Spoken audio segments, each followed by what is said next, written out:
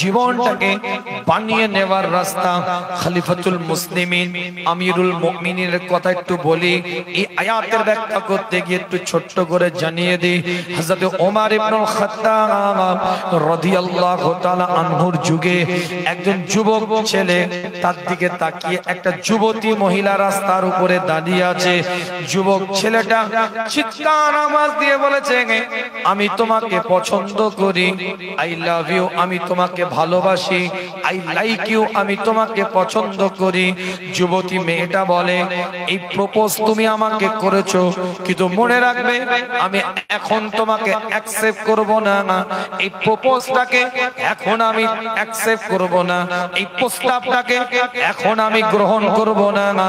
ওই যুবতী মেয়েটা বলে, তোমাকে শর্ত দিলাম, তুমি খলিফাতুল মুসলিমিন আমিরুল মুমিনিন হযরত ওমরের পিছনে 40 দিন কাতারে কাতারে দাঁড়িয়ে 5 ওয়াক্ত নামাজ আদায় করবে।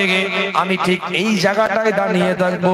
40 দিনের মাথায় যদি ওই শর্তটা যদি তুমি পূরণ করতে পারো, আমি তোমাকে অ্যাকসেপ্ট করব, গ্রহণ করব, তোমার প্রস্তাবটাকে আমি মেনে নেব, মান্যতা দিয়ে দেব।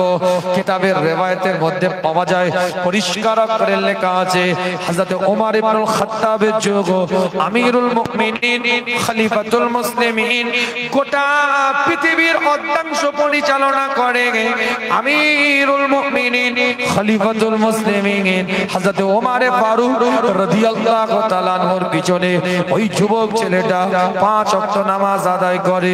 40 দিনের পরে যখন ওই রাস্তা দিয়ে হেঁটে হেঁটে যাচ্ছে, যুবতী মেয়েটা কথা মতো দাঁড়িয়ে আছে, কিন্তু যুবক ছেলেটা 40 দিন পরে মাথা হ্যাট করে রাস্তা অতিক্রম করে চলে যাচ্ছে।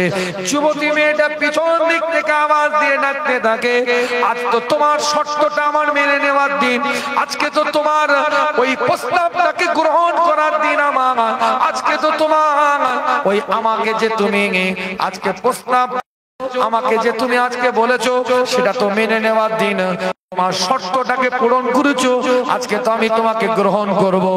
আজ কেন মাথা হ্যাট করে চলে যাচ্ছ? আজ কেন আমার জন্য দাঁড়ালে না? আজ কেন আমার দিকে তাকালে না? আজ কেন আমার দিকে তাকাচ্ছ না? যুবতী মেয়েটার দিকে না তাকিয়ে মাথা হ্যাট করে যুবক ছেলেটা চিৎকার আওয়াজ দিয়ে বলেছিল, 40টা দিন আগে এই দিলের মধ্যে তোমার জন্য আমার জায়গা ছিল, 40টা দিন আগে এই অন্তরের মধ্যে তোমার জায়গা ছিল, কিন্তু 40টা দিন হযরত ওমরের পিছনে আল্লাহর দরবারে সিজদা দিয়ে 5 ওয়াক্তের নামাজ আদায় করে এই অন্তরের মধ্যে আর তোমার জন্য জায়গা না হয়, ওমরের খোদা এই দিলটাই জায়গা করে নিয়েছে। জোরে বলবেন না, চিৎকার দিয়ে বলা যাবে না। এটাই হচ্ছে ওয়াসারিউ ইলা মাগফিরাতিম মির রাব্বিকুম, এটাই হচ্ছে রবের পক্ষ থেকে ক্ষমার রাস্তা। কথা কিছু বুঝতে পারছেন? ক্ষমা পেয়ে গেলে সিজদা দিতে হবে। যুবক, তোমার সিজদাটার দাম আছে। তার জওয়ানি তওবা করদান কুওয়াতে পয়গম্বরি, জওয়ানি অবস্থা তওবাকে আমার আল্লাহ পয়গম্বরের দরজা দান করে।